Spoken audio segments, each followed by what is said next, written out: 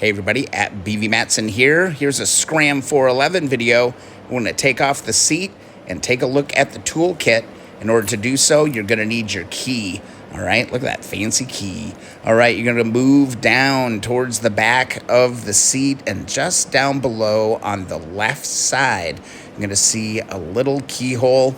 That's where you're going to slide that key in, give it a little turn to the right, and that is going to pop the back of the seat up. Simply lift the seat and pull it straight back.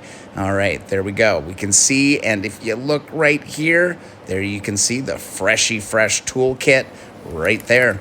Let's take it out and let's unpack it. Let's see what's inside that standard toolkit from Royal Enfield. It's always fun to peel the plastic off of new parts.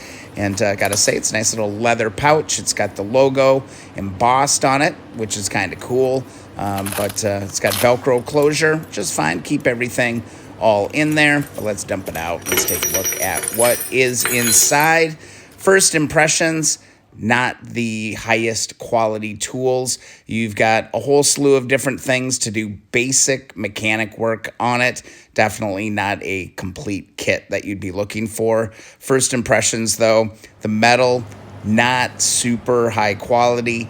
The handle on that screwdriver, not super high quality. You've got a Phillips and a flathead there. And then you've got an assortment of metric wrenches to go through.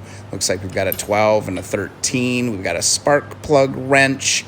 Not sure what that smaller end is for, but I'll figure that out down the line. Got ourselves a fork wrench and another specialty wrench, it looks like, on the other end of that. Not sure what that's for. Again, brand new to this bike. And then we've got a little bit bigger wrench over there. It looks like a 17 and a 14, looks like. Got a little handle that you can slide onto those wrenches to get just a little bit more leverage. It wouldn't be fun pulling on that really thin metal. It's really soft metal, to be quite honest. It does not compare to, like, say, a true vintage Honda toolkit. Like, the metal's just heavy, and they're actually really good tools. It also comes with a couple of Allen wrenches, lots of Allen bolts on this kit. So that's really all that's inside of the standard toolkit. I'll definitely be adding some pieces to it. It does look like there's some more room underneath that seat that you could fit a few more items in there if you did want to kind of expand on that kit. So, of course, a toolkit is only good if it's in the bike. So I'm going to go ahead and slide that back into its little part right there. And then we're going to put that seat back on. So you can see here, turning the key, actually has a cable-driven latch. So another cable. And then on the back side, there is a little locking pin that goes in there. So that actuates on the lock. And then looking up on the front of the seat, there is a little notch. See that little notch in the middle? That is where the little peg on the front of the seat slides right into. A little disappointed that that piece is plastic. I'd feel much more secure if that was metal, but it's plastic and it is 2023.